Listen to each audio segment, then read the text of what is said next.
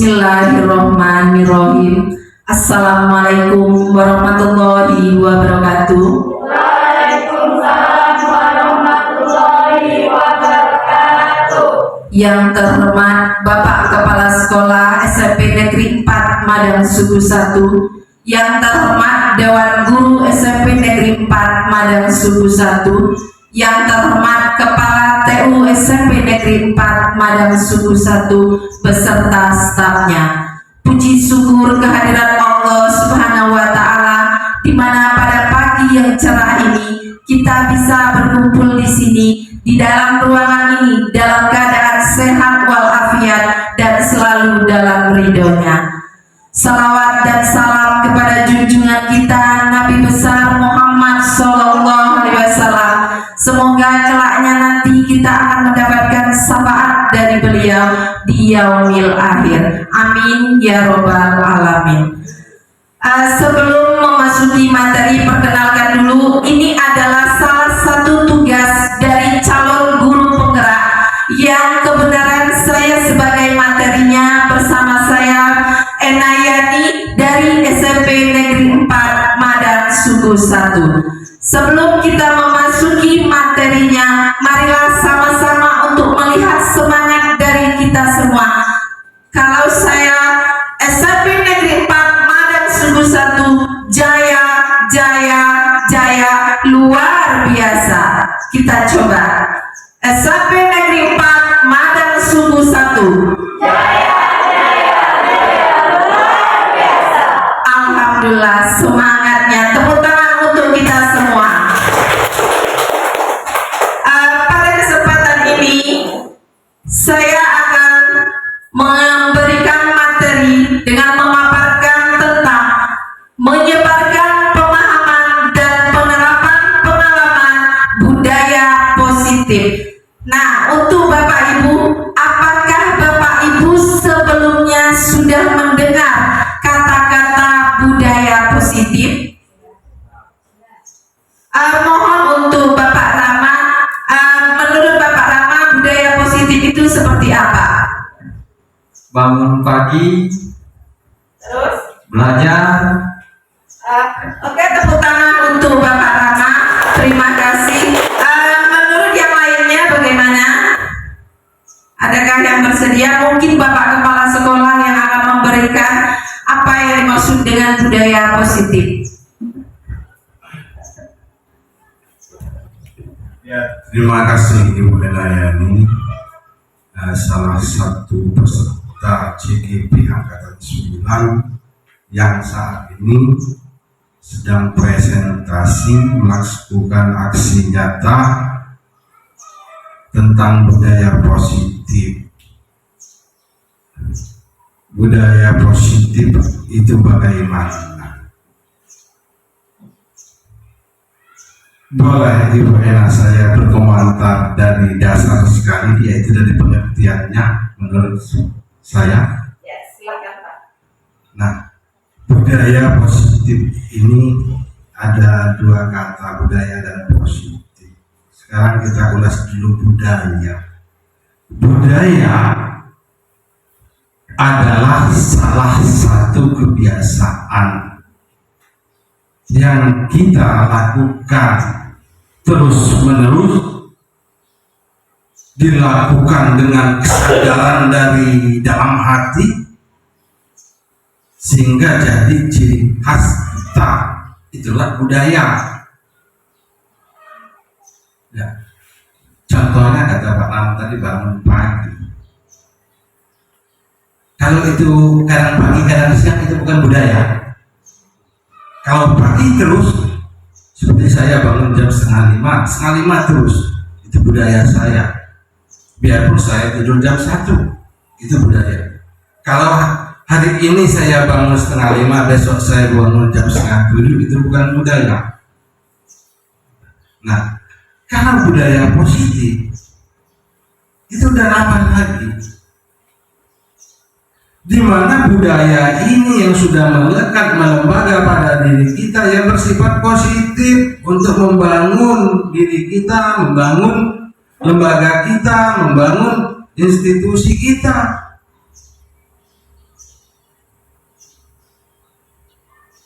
membangun teamwork. Salah satunya kedisiplinan. Ya. Salah satunya kedisiplinan. Kita sekarang langsung saja, budaya positif lawan katanya budaya negatif. Ya.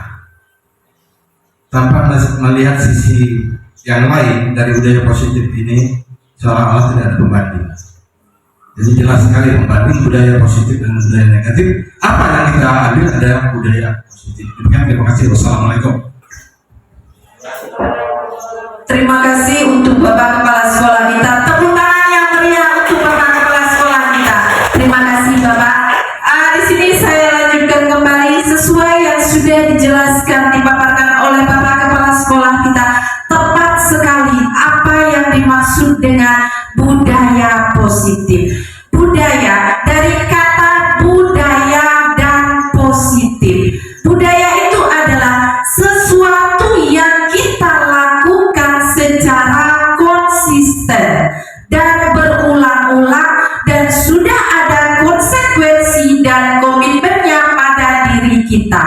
Ini adalah tanggung jawab kita. Dan ada kata lagi positif, berarti kegiatan yang kita lakukan secara berulang-ulang dan sudah terstruktur yang bersifat positif. Salah satu contohnya disiplin, tanggung jawab, saling menghargai, dan selanjutnya akan kita kupas tuntas dalam materi hari ini. Untuk selanjutnya, di sini ada beberapa konsep inti, ya, konsep inti budaya positif. Yang pertama itu adalah perubahan paradigma belajar, kemudian disiplin positif, nilai-nilai kebajikan. Otomatis jika sudah ada disiplin positif, maka akan terbentuklah nilai-nilai kebajikan. Kemudian ada kebutuhan dasar manusia. Nilai-nilai kebajikan ini terdapat dalam posisi kontrol seorang guru, kemudian keyakinan kelas, dan penindaklanjutan untuk suatu permasalahan yang terjadi bisa kita pakai sebagai seorang guru dan bisa kita terapkan dengan segitiga restitusi. Nah, di sini Bapak Ibu tetap semangat ya dalam mengikuti materi ini, karena ini sangat penting dan harus dikuasai oleh seorang guru agar kurikulum merdeka yang berpusat pada peserta didik dan sesuai dengan kebutuhan para murid. Maka di sini adalah konsep-konsep inti budaya positif harus kita kuasai. Untuk selanjutnya, nah, di sini pembelajaran dengan paradigma baru. Apakah Bapak Ibu baru mendengarkan apa yang dimaksud dengan paradigma baru? Ataukah ini sudah membudaya dalam kehidupan kita sehari-hari sebagai profesinya seorang guru? Di sini pembelajaran dengan paradigma baru yaitu pembelajaran yang merupakan dirancang berdasarkan prinsip pembelajaran berdiferensiasi. Nah, di sini Bapak Ibu, pembelajaran berdiferensiasi inilah penekanan yang membedakan selama ini dengan kurikulum sebelumnya, karena dengan berdiferensiasi maka pembelajaran yang berpusat pada peserta didik yang berdasarkan kebutuhan mereka akan tercapai jika kita menerapkan pembelajaran berdiferensiasi, sehingga para peserta didik sesuai kebutuhannya berdasarkan tahap perkembangan dan sesuai teori psikologi modern untuk mewujudkan profil pelajar Pancasila. Disinilah profil pelajar Pancasila yang terdapat beberapa dimensi. Bapak Ibu, saya rasa paham dengan dimensi-dimensi yang ada dalam profil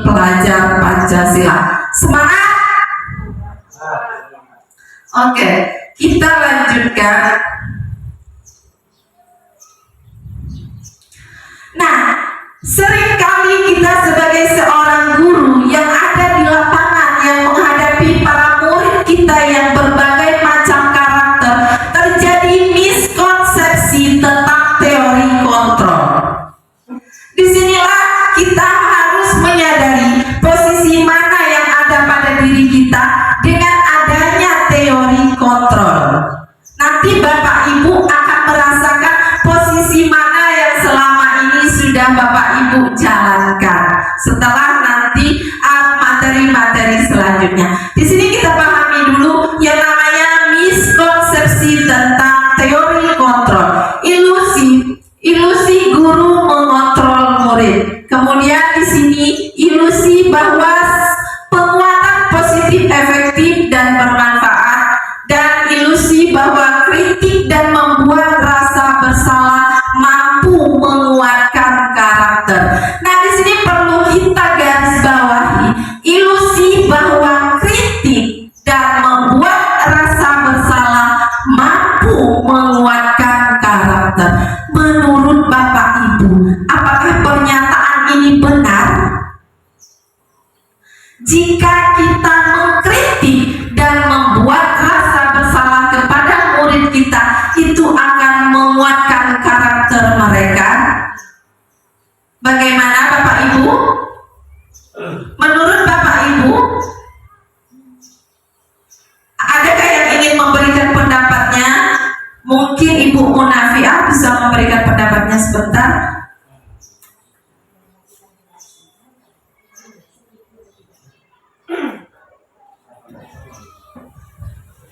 Terima kasih. Jadi di sini sebenarnya Bu, Ilusi bahwa kritik dan membuat rasa bersalah mampu menguatkan karakter. mampu menguatkan karakter siswa Mas Kia ya. Jadi ini kalau berdasarkan fakta yang ada, ini memang seperti itu. Benar-benar terjadi bahwasanya rasa bersalah yang pernah dilakukan oleh peserta didik ini ketika mungkin nanti akan mendapatkan teguran dari gurunya atau mungkin dari guru BK, ini akan menjadi kedepannya ini bisa menguatkan karakter siswa dalam pembelajaran sehingga dia tidak akan mengulangi kesalahan yang sama, mungkin seperti itu penjelasannya. Oke, terima kasih kepada Ibu Munafiah. Tepuk tangan yang meriah untuk Ibu Munafiah. Di sini sesuai pemahaman Ibu Munafiah nanti akan kita kaji ulang dan kita kupas tuntas mengenai miskonsepsi ini. Karena secara garis besar 90% kita para guru terjadinya miskonsepsi dalam teori kontrol. Di sini pemahaman ilusi bahwa kritik dan membuat rasa bersalah mampu menguatkan karakter. Nanti akan terlihat pernyataan ini benar atau tidaknya.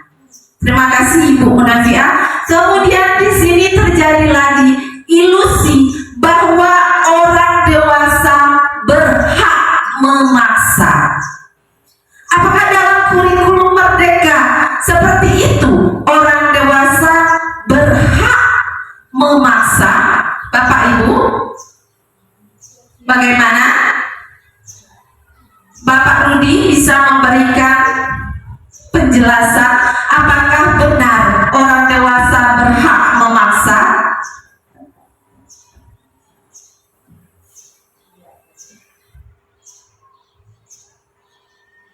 Tidak, saya Menurut Bapak Rudi tidak. Tepuk tangan untuk Bapak Rudi. Terima kasih Bapak Rudi. Ilusi bahwa orang dewasa berhak memaksa itu adalah miskonsepsi ya. Tidak boleh itu orang dewasa memaksakan kehendaknya. Karena apapun yang kita lakukan, jika kita memaksakan, maka itu capaian belajar kita tidak akan tercapai. Sesuai dengan dalam filosofi Ki Hajar Dewantara bahwa seorang guru itu hanyalah menuntun, bukan menuntut. Perlu diperhatikan, menuntun bukan menuntut. Selama ini yang terjadi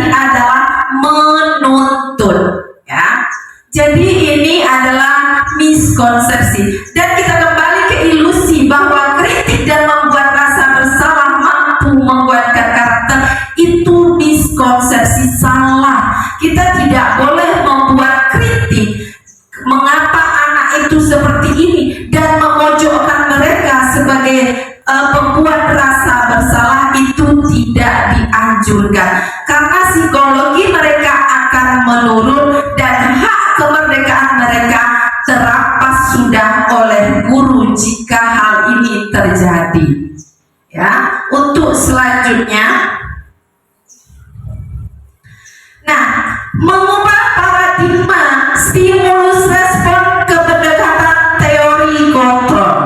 Di sini beberapa hal yang terjadi dalam stimulus respon dan teori kontrol. Yang pertama, realitas atau kebutuhan kita sama. Ya, pada dasarnya seorang guru mengajar bahwa di benak kita selama ini realitas atau kebutuhan kita dengan siswa itu kita anggap sama. Ya, tetapi yang sebenarnya dalam teori kontrol itu realitas atau kebutuhan kita berbeda. Ya. Kemudian semua orang melihat hal yang sama. Dalam stimulus responnya semua orang melihat hal yang sama. Tetapi dalam teori kontrol setiap orang memiliki gambaran berbeda. Kemudian yang ketiga, dalam stimulus respon kita mencoba mengubah orang agar berpandangan sama dengan kita. Hal inilah yang tadi miskonsepsi sebelumnya tadi, orang dewasa itu memaksa. Padahal di sini itu semua perilaku memiliki tujuan dan kita berusaha memahami pandangan orang lain tentang dunia. Berarti kita berbeda-beda pandangan. Kemudian di sini perilaku buruk dilihat sebagai suatu kesalahan. Ya, padahal semua perilaku memiliki tujuan. Kita tidak tahu, nah, misalnya anak kita si A berbuat ini, kita tidak tahu tujuannya apa. Makanya tidak disamakan karena mereka punya tujuan yang berbeda. Kemudian orang lain bisa mengontrol saya, tetapi dalam teori kontrol hanya Anda yang bisa mengontrol diri Anda. Jadi Anda tidak boleh dikontrol oleh orang lain. Andalah yang mengontrol diri Anda. Kemudian saya bisa mengontrol orang lain. Di sini Anda tidak bisa mengontrol orang lain. Ya. Jadi hanya diri kita yang bisa mengontrol diri kita dan kita tidak diperbolehkan untuk mengontrol orang lain. Kemudian pemaksaan ada pada saat bujukan gagal. Nah, inilah sering terjadi ya di lapangan yang tidak bisa kita pungkiri. Ketika terjadi hal yang gagal ya apa yang kita inginkan, maka terjadilah bujukan paksaan. Di sini harusnya ada kolaborasi ya dan konsensus menciptakan pilihan-pilihan baru. Kemudian model berpikir menang atau kalah. Tapi kalau dalam teori kontrol ini model berpikir kita menang. Ya. Kemudian dilanjutkan disiplin positif. Nah, ini kata-kata yang budaya positif tadi maka akan terlihat jelas dalam disiplin positif. Kata disiplin itu berasal dari bahasa Inggris yaitu disiplin yang artinya belajar. Disiplin mengacu pada disiplin diri yang memiliki tanggung jawab terhadap apa yang dilakukannya berdasarkan nilai-nilai yang diyakini. Kemudian di sini disiplin positif merupakan salah satu cara penerapan disiplin yang bertujuan untuk menumbuhkan kesadaran. Nah, di sini untuk menumbuhkan kesadaran serta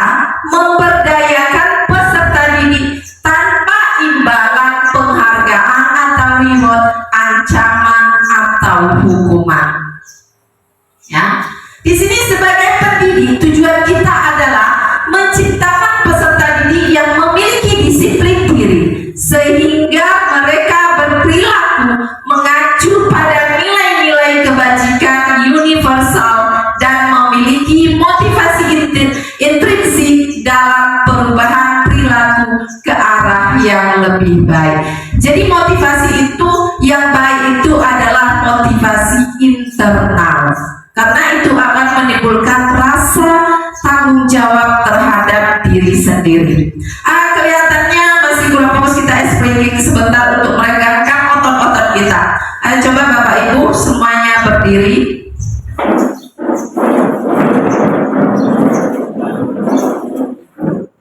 Coba menundukkan kepala sebanyak 3 kali. 1, 2, 3. Kemudian ke atas. 1, 2, 3. Ke kanan. 1, 2, 3. Ke kiri. 1, 2, 3.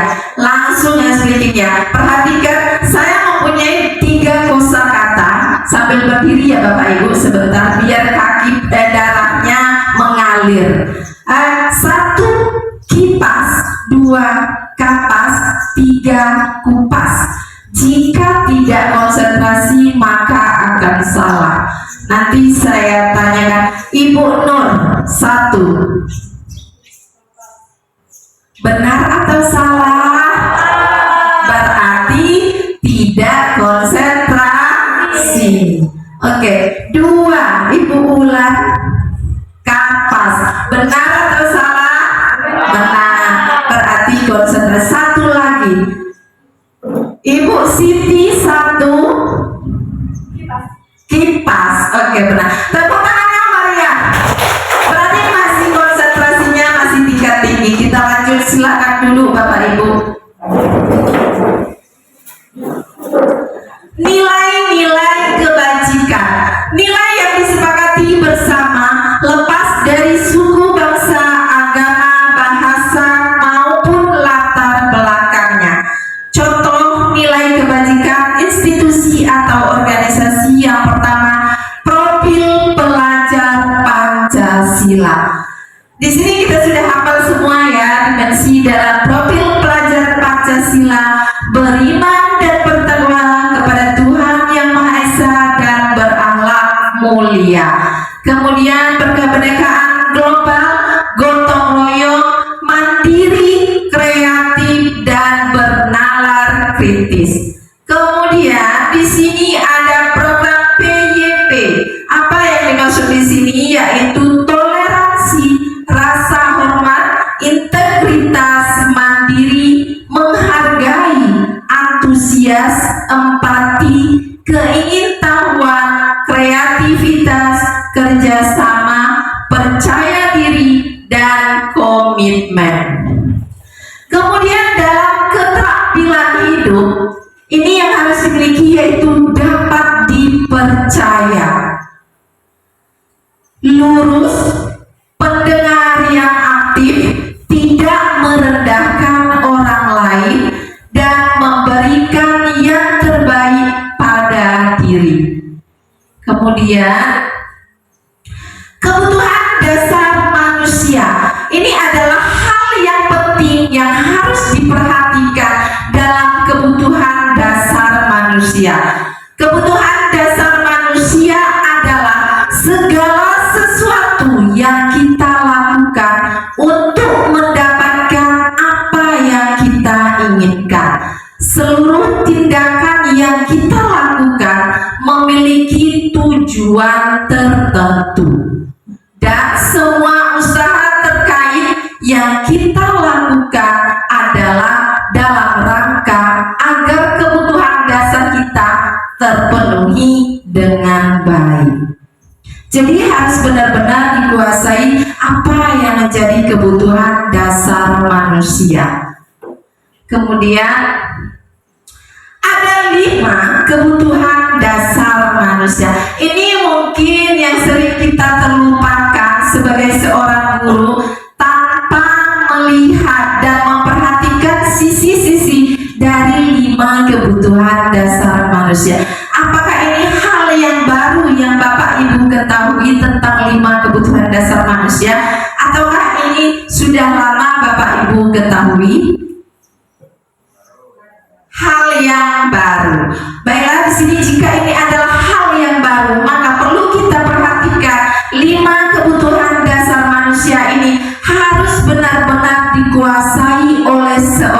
seorang guru. Yang pertama, bertahan hidup. Makanan, pakaian, tempat tinggal, keamanan, kesehatan. Saya rasa kalau kebutuhan dasar bertahan hidup ini semuanya sudah menguasai. Kemudian kasih sayang dan rasa diterima. Nah, inilah hal-hal mengenai kasih sayang dan rasa diterima ini seringkali kita tidak memperhatikan hal tersebut terhadap murid kita. Untuk saat ini dan selanjutnya, mohon kita perhatikan dalam 5 kebutuhan dasar ini, salah satunya kasih sayang dan rasa diterima. Yang pertama, rasa diterima, dipedulikan, berbagi, kerjasama, menjadi bagian dalam kelompok. Nah, ini hal yang menjadi hal positif atau menjadi penekanan yang perlu kita garis bawahi sebagai seorang guru, yaitu menjadi bagian dalam kelompok. Berarti murid kita itu adalah bagian dari kelompok kita. Makanya ada rasa kasih sayang dan rasa diterima. Ini tidak boleh kita abaikan. Kemudian penguasaan, masalah harga diri, keinginan untuk dianggap, memimpin, berprestasi, diakui dan didengar. Kemudian kebebasan yaitu ada mandiri, ya, ada hal mandiri yang harus dimiliki, memiliki pilihan. Jadi tidak ketergantungan dengan orang lain. Semuanya kita memiliki pilihan. Hidup itu adalah pilihan. Kemudian mencoba hal baru, mampu mengendalikan arah dirinya. Dan yang terakhir, kesenangan, bermain, humor, antusiasme, kemudian tertawa. Di sini harus memperhatikan sisi kesenangan, ya. Jangan diabaikan. Jangan seorang guru masuk dengan muka-muka masam. Jadi harus benar-benar diperhatikan. Rasa kesenangan itu adalah kebutuhan dasar yang harus kita perhatikan. Bagaimana mereka perlu bermain, bagaimana humor, kemudian antusiasmenya, kemudian ada tertawanya. Kemudian kita lanjut, motivasi perilaku manusia. Nah, inilah hal-hal yang sering terjadi pada diri kita sebagai seorang makhluk dari Tuhan Yang Maha Esa. Yang pertama adalah motivasi ekstrinsik, yaitu motivasi dari luar. Kemudian motivasi intrinsik. Apa saja? Biasanya jika ada motivasi ekstrinsik itu, yang pertama pasti karena untuk menghindari ketidaknyamanan atau hukuman. Ya, sering kita temukan di lapangan, murid kita misalnya kita beri tugas, mereka ngerjakan tugas, padahal itu motivasi ekstrinsik di benak mereka itu untuk menghindari hukuman. Ya. Kemudian untuk mendapatkan imbalan atau penghargaan dari orang lain, untuk mendapatkan nilai atau poin yang besar, itu motivasi ekstrinsik. Kemudian yang perlu itu yang tidak kalah pentingnya, dan ini harus benar-benar ditekankan pada diri kita dan ditumbuhkan, yaitu motivasi intrinsik. Yang pertama yaitu untuk menjadi orang yang mereka inginkan dan menghargai diri sendiri. Jadi segala sesuatu, pekerjaan atau tugas, jika sudah tumbuh rasa motivasi intrinsik dari dalam diri kita, maka segala sesuatunya akan terasa ringan. Benar tidak, Bapak Ibu? Dan itu tidak akan menjadi beban bagi kita.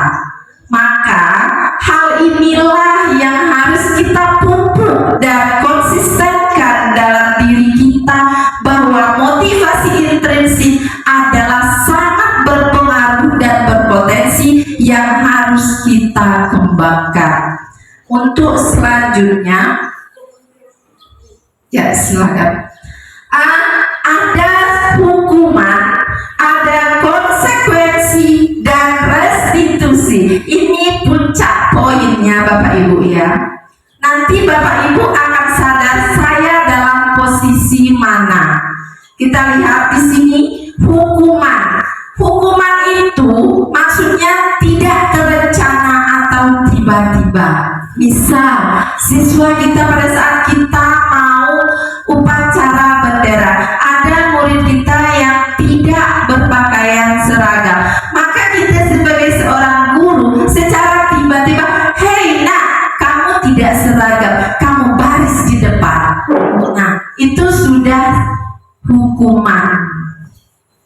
Kemudian murid yang tidak tahu apa yang akan terjadi atau tidak dilibatkan, ya, dan bersifat satu arah, berupa hukuman fisik maupun psikis, ya. Di sini hukuman ini harus benar-benar kita hindari, ya. Ini tidak diperbolehkan.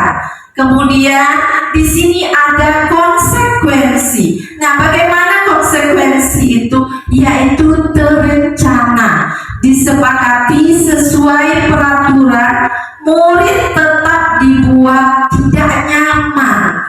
Mengapa? Karena sudah sesuai peraturan. Terkadang murid kita tidak kita libatkan dalam pembentukan peraturan. Hanya guru dan kepala sekolah yang menetapkan peraturan tersebut, sehingga murid tersebut merasa tidak nyaman. Kemudian sikap guru selalu memonitor murid. Nah, di sini yang dianjurkan adalah restitusi. Restitusi ini adalah proses menciptakan kondisi bagi murid untuk memperbaiki kesalahan. Dengan kita mengadakan proses restitusi ini, maka sama-sama akan mencari solusi dan memecahkan masalah dengan menggali akar masalahnya terlebih dahulu, kemudian dicarilah solusinya secara bersama-sama tanpa ada yang tersakiti. Kemudian proses kolaboratif yang mengajarkan murid untuk mencari solusi sendiri. Nanti ada contoh bagaimana dialog dari segitiga restitusi. Dia selanjutnya 5 posisi kontrol guru. Nah, di sini 5 posisi kontrol guru. Yang pertama, penghukum, pembuat rasa bersalah sebagai teman, pemantau, dan manajer. Sekarang saya tanya, jawab dengan jujur. Bapak Ibu sekarang dalam posisi yang mana di antara 5 kontrol guru ini? Di mana? Pemantau. Untuk Ibu Munafia sebagai pemantau, Pak Rama sebagai teman. Kemudian ini kenyataan yang di lapangan ya, yang di lapangan. Pak Arudi pemantau, Pak Dedi manajer. Tepuk tangan yang meriah untuk kepala sekolah kita. Posisi yang benar itu adalah posisi manajer, baik kita sebagai seorang guru maupun seorang kepala sekolah.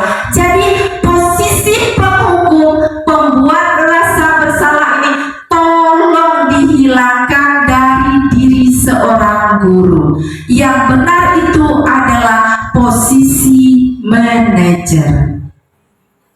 Ya, ini 100% benar di posisi manajer. Sekarang kita lihat untuk selanjutnya. Contoh penerapan 5 posisi kontrol guru. Kasusnya, siswa tidak memakai atribut lengkap saat upacara bendera. Sekarang, hormat pada bendera selama 1 jam. Sering kita lakukan selama ini sebelum kurikulum merdeka, Bapak Ibu.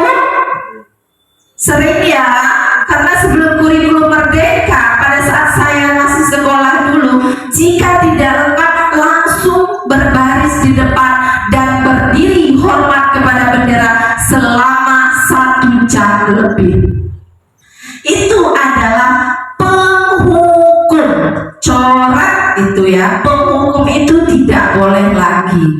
Kemudian di sini pembuat rasa bersalah. Seringkali tanpa sadar kita sebagai seorang guru mengatakan, barangkali ibu bapak harus memberitahu kamu selalu saja mengecewakan ibu bapak.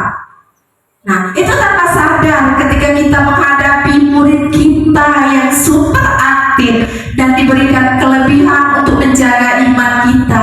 Seringkali kita mengatakan, barangkali ibu harus memberitahu kamu ya, kamu selalu saja mengecewakan ibu. Kata-kata itu adalah pembuat rasa bersalah. Jadi kata tersebut tidak diperbolehkan. Kemudian untuk selanjutnya, ayo dong ikuti aturan sekolah. Tolong bantu ibu ya, sekali ini ya sudah, tidak apa-apa. Lain kali jangan sampai berbuat seperti ini lagi ya. Nah, ini sebagai teman kita rangkul, tapi ini tidak terlalu baik jika kita menerapkan selalu sebagai teman. Ya. Kemudian di sini, kamu sudah melanggar peraturan sekolah. Kamu tahu konsekuensinya. Setelah upacara, kamu beli atributnya ke koperasi dan jangan diulangi lagi. Pada dasarnya 90% terkadang yang terjadi di lapangan adalah banyaknya guru itu sebagai pemantau dan kebanyakan juga dalam penghukum. Ya. Jadi Bapak Ibu, setelah ada materi ini, tolong dirubah dalam benak kita bahwa sebagai penghukum, pembuat rasa bersalah itu tidak diperbolehkan. Kemudian posisi selanjutnya yaitu, apakah kamu tahu kesalahanmu? Kira-kira bagaimana kamu memperbaiki kesalahanmu? Nah, itu adalah posisi kita sebagai seorang manajer yang diwajibkan bagi seorang guru, bahwa itu adalah posisi yang terbaik sebagai seorang pendidik. Ya, jadi harus menjadi seorang manajer. Kemudian jawablah sejujur-jujurnya apa yang terjadi dengan Bapak Ibu. Posisi kontrol apakah aku? Ya, saya kecewa sekali dengan kamu. Kira-kira itu posisi kontrolnya apa itu? Saya kecewa sekali dengan kamu. Ibu Munafia? Yang kedua tadi apa? Pembuat rasa bersalah. Bapak Ibu sering mengatakan hal ini kepada siswa kita? Tidak, alhamdulillah. Jadi nggak boleh ya Bapak Ibu, tidak diperbolehkan untuk saya kecewa sekali dengan kamu, karena itu akan mematahkan dan menurunkan psikologi si siswa. Jadi tidak diperbolehkan. Kemudian selanjutnya, kamu tidak pernah benar melakukannya. Posisi mana itu? Posisi mana? Kamu tidak pernah melakukannya.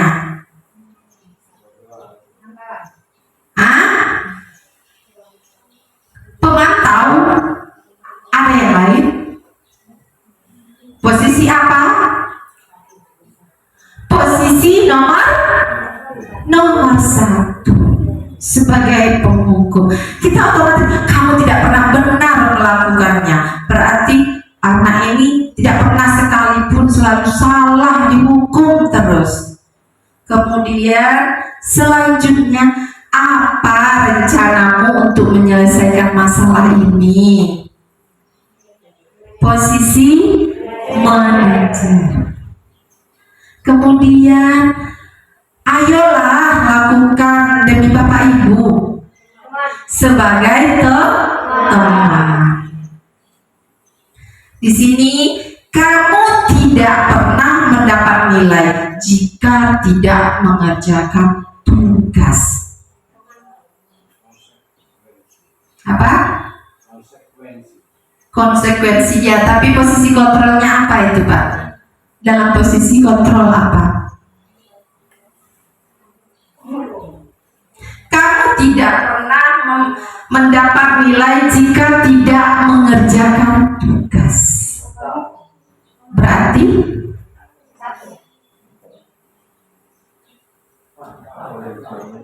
Bapak Ibu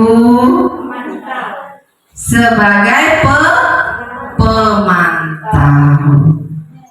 Kemudian keyakinan kelas. Bapak Ibu, saya ingin menanyakan sebagai wali kelas, apakah sudah membuat keyakinan kelas? Sudah. Apakah sudah benar jalurnya? Sudah. Sekarang saya tanyakan, apa bedanya keyakinan kelas dengan peraturan kelas? Ayo Bapak Ibu, mengapa harus keyakinan kelas bukan peraturan kelas? Mengapa? Karena, oke, Bu Dewi bisa menjelaskan. Ya sudah. Karena keyakinan kelas itu Bu, kita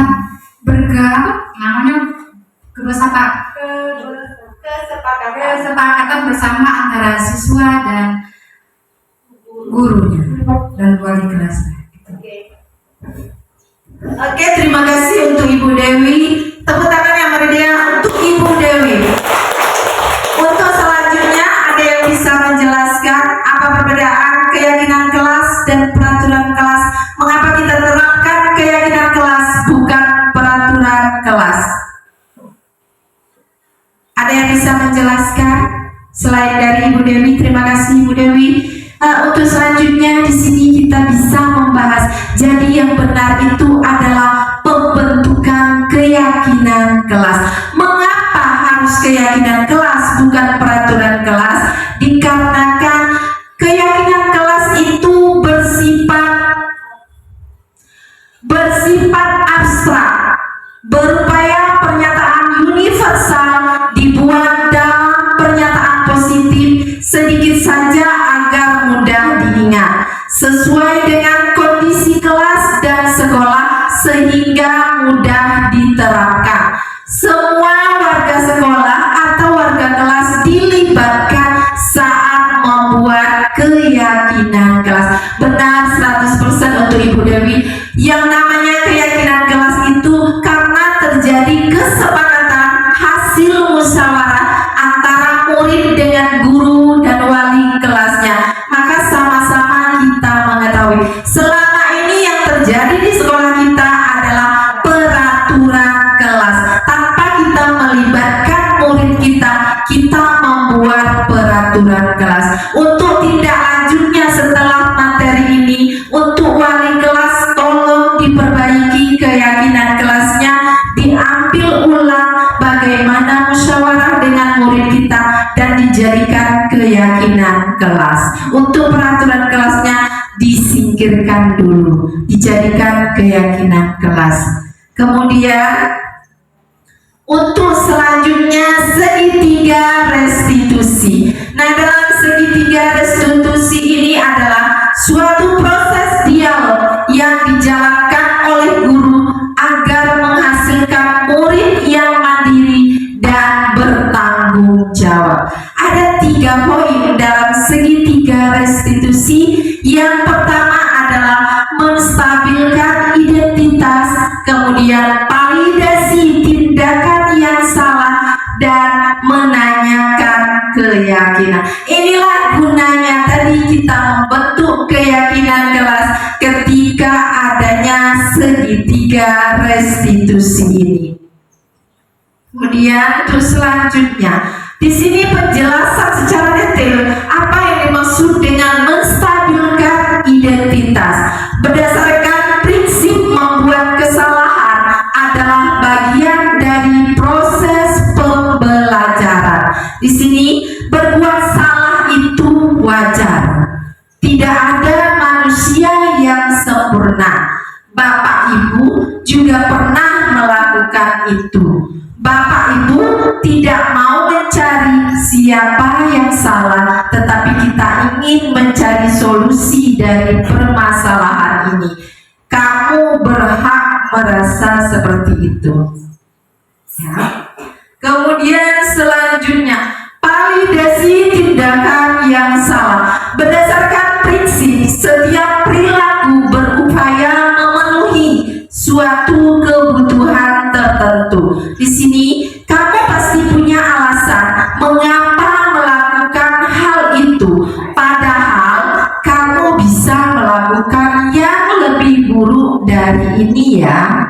Kamu patut bangga karena telah melindungi sesuatu yang penting buatmu. Kemudian kamu melakukannya karena mempertahankan sesuatu yang penting bagimu. Dan yang selanjutnya menanyakan keyakinan. Berdasarkan prinsip teori kontrol, apakah pada dasarnya kita termotivasi secara intrinsik? Iya, jawabnya seperti ini. Misalnya, apa keyakinan kelas kita? Kemudian nilai-nilai apa yang telah disepakati bersama? Seperti apa gambaran sebuah kelas yang ideal menurut kamu? Kamu ingin menjadi orang yang seperti apa? Ya. Kemudian di sini ada contoh bagaimana caranya melakukan segitiga restitusi bersama siswa, yang dalam kasusnya di sini saya ambil dari kelas 9B yang bernama Abel ya, Abel Fania. Di sini sudah ada dialog terjadi.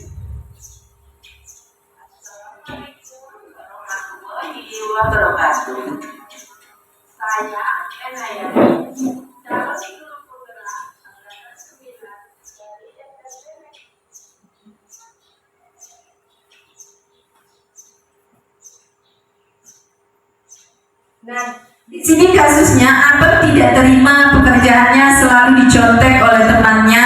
Ia marah dan tidak dapat menahan emosinya. Tadi Ibu dengar dari laporan ketua kelas, katanya kamu habis bertengkar ya dengan Fajar. Iya Bu, Abel kesal sih. Kesal kenapa? Fajar selalu menyontek hasil pekerjaan saya Bu, bukan hanya PR, tetapi tugas lain pun selalu dicontek Bu. Oh begitu, wajarlah kalau kamu marah dan kesal. Jika ibu ada di posisi kamu, ibu juga pasti akan berbuat hal yang sama. Iya Bu. Lalu apa yang kamu lakukan terhadap Fajar? Abel marah Bu, tanpa sadar Abel menggebrak mejanya Bu. Oh seperti itu. Pasti kamu berbuat seperti itu ada alasannya ya? Iya Bu, masa saya diam saja? Saya selalu mengerjakan tugas saya, tapi Fajar selalu menyontek punya saya. Tidak mau berusaha sendiri. Ya wajarlah kalau kamu merasa marah karena tidak rela pekerjaanmu dicontek begitu saja oleh Fajar. Ibu sangat menghargai tindakan kamu yang tidak berbuat lebih buruk daripada itu. Misalnya memukul. Sekarang coba kita pikirkan tindakan kamu sampai menggebrak meja. Apakah sesuai dengan keyakinan kelas kita? Tidak Bu. Menurut kamu, keyakinan kelas apa yang sudah dilanggar? Saya saling menghormati antar teman Bu. Ya, betul. Menurut kamu, saling menghormati antar teman itu penting tidak untuk kamu? Iya Bu. Baik, kalau menurut kamu itu penting, jadi keyakinan apa yang harus kamu lakukan pada saat kamu sedang marah? Saya harus lebih sabar Bu. Kamu bersedia memperbaiki masalah ini? Iya Bu. Apa yang akan kamu lakukan untuk memperbaiki masalah ini? Saya akan lebih sabar dan menahan amarah saya Bu. Jika ada yang menyontek pekerjaan saya akan melaporkan kepada guru mata pelajaran atau wali kelas saya Bu. Iya, tepat sekali tindakanmu. Tetap semangat ya. Sekarang silakan kembali ke kelas. Terima kasih Bu. Iya, sama-sama. Assalamualaikum warahmatullahi wabarakatuh. Nama saya Abel Fania dari kelas 9B. Saya senang sekali diajak diskusi dengan Ibu Ena Yani untuk menahan diri dari amarah karena perilaku teman sekelas. Saya harus terus banyak bersabar dan dapat menghormati teman-teman. Nah, di situ tadi terjadi percakapan untuk memecahkan suatu masalah yang terjadi kasusnya dengan Abel. Dia tidak senang karena pekerjaannya selalu dicontek oleh temannya yang bernama Fajar. Maka di situ kita sebagai seorang guru tidak serta-merta setelah menerima laporan langsung menyalahkan murid yang bernama Fajar, tetapi kita mengambil tindakan dengan segitiga restitusi untuk menggali apakah ada permasalahan yang harus diselesaikan dan dikaitkan dengan keyakinan kelas. Di sini sebelum kami tutup untuk pematerian hari ini dalam pemaparan tentang penerapan budaya positif yang terjadi di dalam sekolah kita di SMP Negeri 4 Madang Suku 1 ini. Di sini dapat disimpulkan bahwa dalam penerapan program disiplin positif, hendaknya guru memiliki standar kepribadian, profesional dan sosial yang baik, di mana guru mampu merefleksi dirinya dalam posisi kontrol saat ini. Bagaimana perjalanan dirinya sebagai among, sebagai manajer yang menuntun murid-muridnya menjadi insan yang mandiri, merdeka, dan bertanggung jawab berdasarkan standar nasional pendidikan kita yang ada di negara Indonesia ini. Dan untuk selanjutnya mari kita merefleksi. Ada beberapa umpan balik dari saya. Menurut Bapak Ibu, apakah materi hari ini menarik? Apakah penting materi hari ini bagi Bapak Ibu? Hal baru apa yang Bapak Ibu dapatkan dari materi hari ini?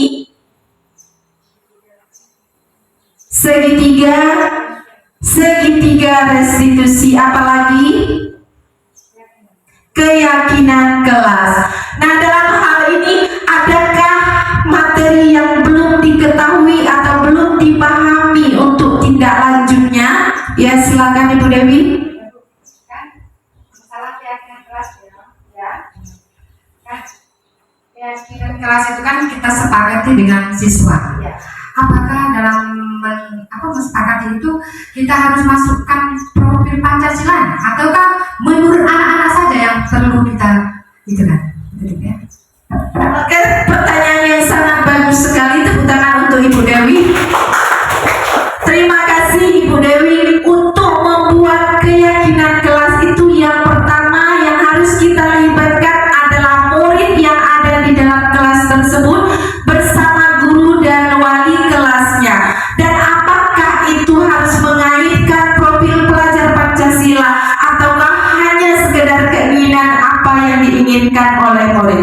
Di sini tentunya karena kita adalah kurikulum merdeka yang berdasarkan ada dasar undang-undang dan peraturannya, maka harus berdasarkan profil pelajar Pancasila.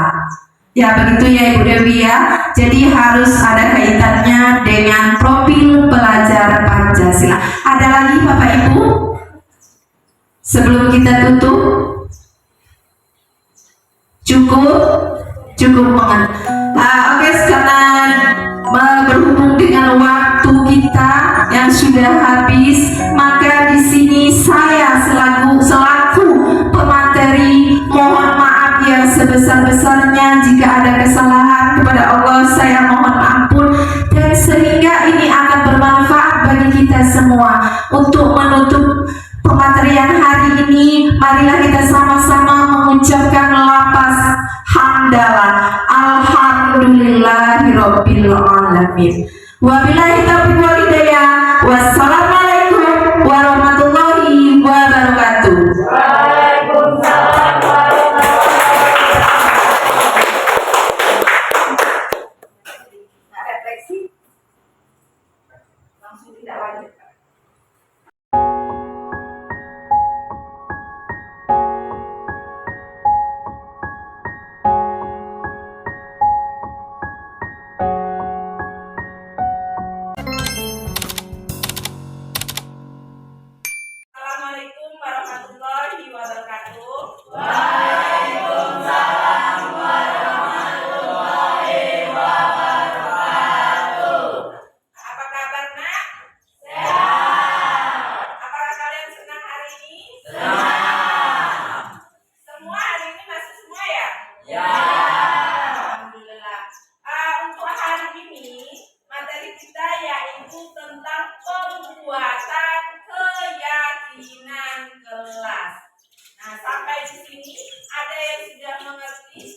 yang dimaksud keyakinan kelas? Mengapa tidak peraturan kelas? Ada yang bisa menjelaskan? Abel, silakan. Kalau keyakinan itu dibuat dengan sesuai kesepakatan antara murid dengan guru atau wali kelas. Sedangkan peraturan kelas itu dibuat semata oleh guru atau wali kelas tanpa sepengetahuan murid. Iya, benar sekali. Tepuk tangan untuk Abel. Keyakinan kelas itu dibentuk sesuai dengan komitmen atau kesepakatan antara murid dengan guru atau wali kelas atau pihak sekolah. Sedangkan peraturan kelas itu semata-mata dibuat oleh guru atau pihak sekolah. Sampai di sini mengerti? Mengerti. Kita lanjut. Nah, bagaimana? Apa yang dimaksud dengan keyakinan kelas sesuai yang sudah menjelaskan tadi dan dijawab oleh Abel? Maka di sini keyakinan kelas merupakan metode untuk menimbulkan kembali disiplin positif yang didasari oleh motivasi dari dalam diri. Nah, jadi keyakinan kelas itu ya termotivasi oleh dalam diri kita sendiri, bukan dari faktor eksternal. Jadi di sini ada kesepakatan antara kita dan kalian sendiri yang sudah memberikan ide itu dan kita sepakati bersama. Kemudian bagaimana proses dalam pembuatan keyakinan kelas untuk mewujudkan budaya positif? Yang pertama itu tanyakan kepada murid tentang masalah dan harapan kelas. Maka hari ini akan menanyakan kepada kalian tentang masalah dan harapan kelas kalian. Seperti apa yang ingin kalian kasihkan ide kepada Mena ini. Kemudian bagaimana eksplorasi ide dari murid untuk mencapai kelas impian dan ambil kesimpulan dari ide murid. Nanti kita akan ambil kesimpulan, kemudian ubah ide menjadi keyakinan kelas, dan terakhir setelah kita simpulkan maka akan kita tanda tangani keyakinan kelas yang sudah dibentuk. Bagaimana contoh dari keyakinan kelas itu? Sini akan kita lihat. Nah, contoh dari keyakinan kelas yang pertama disiplin. Misal ini ya contoh, bukan seperti harus ini, tetapi ini adalah salah satu contohnya seperti ini. Keyakinan kelas tidak boleh menggunakan kata-kata atau kalimat negatif. Contohnya dilarang, tidak boleh. Nah, misalnya dilarang membuang sampah di sini. Nah, kalimat seperti itu tidak boleh kita cantumkan dalam keyakinan kelas. Karena mengapa? Kalimat tersebut mengandung kalimat negatif. Sedangkan dalam keyakinan kelas itu sendiri harus mengandung kalimat positif, singkat, padat, dan mudah dicerna serta mudah diingat dan dilaksanakan. Contohnya seperti punya Memena ini, misalnya saling menghargai dan menghormati, mandiri, bertanggung jawab, menjaga kebersihan, jujur, dan lain-lain. Sampai di sini mengerti? Mengerti. Sekarang tugas kalian nanti kita tempelkan di papan tulis ini. Tulislah di atas kertas ini apa ide dari kalian yang akan kita jadikan keyakinan kelas ya. Tulis ya, di sini ada lemnya, terlalu ini kan. Nulisnya di sebelah sini. Tulis berdasarkan yang terlalu.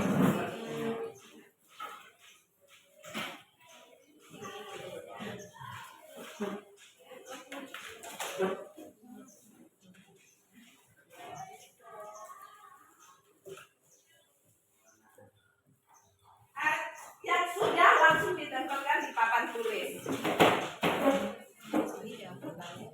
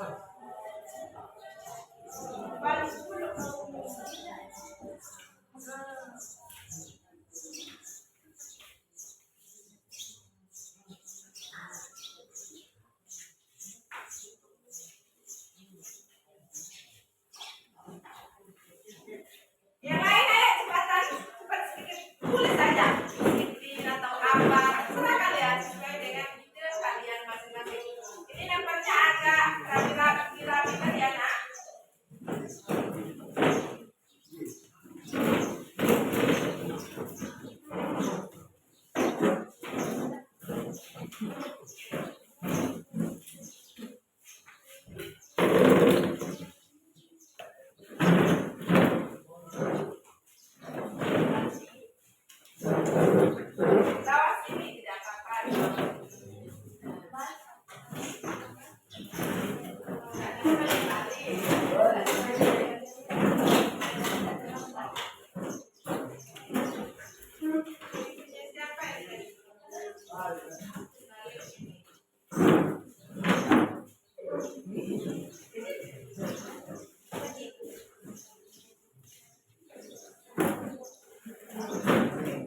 Sudah semua ya?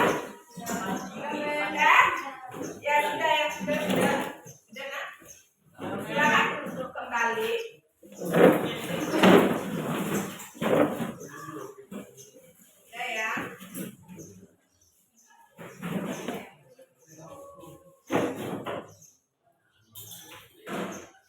Nah, di sini sudah ada beberapa ide dari kalian. Misalnya yang pertama menjaga kesehatan, menjaga kebersihan, disiplin, mandiri. Nah ini ada sama, mandiri, menjaga kebersihan dan lingkungan kelas.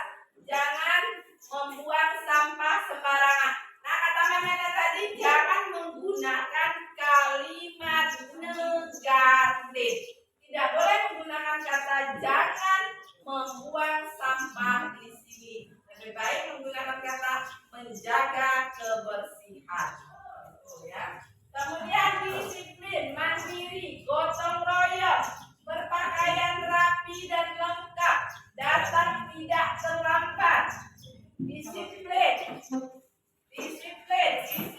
bernalar kritis, tidak boleh merusak aksesoris dan lainnya.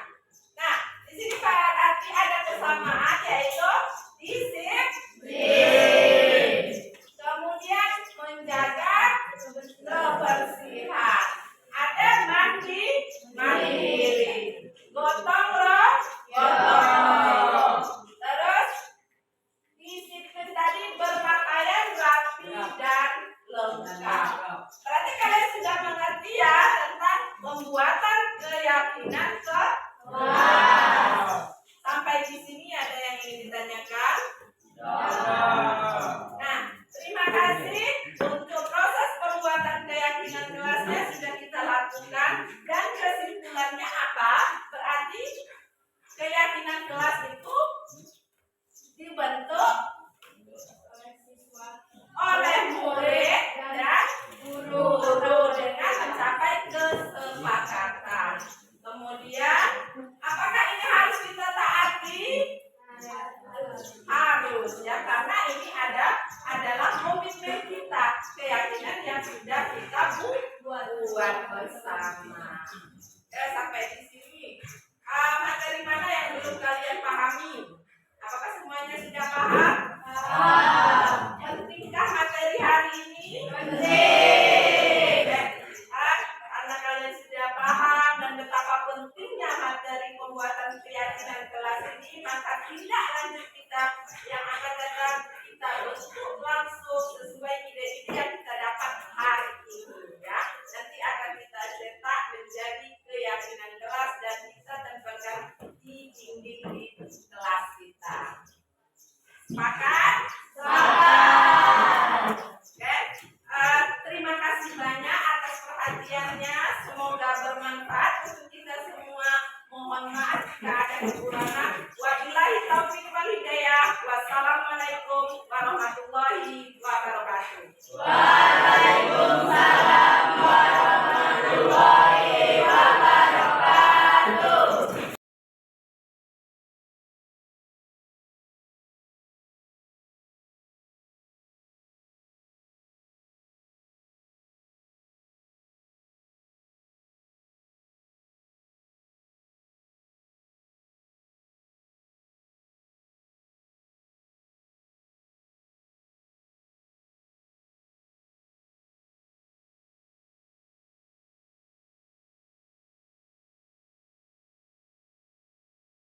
Saya Nur Hasanah dari kelas 9B. Terima kasih Mem Ena, kita sudah membuat keyakinan kelas.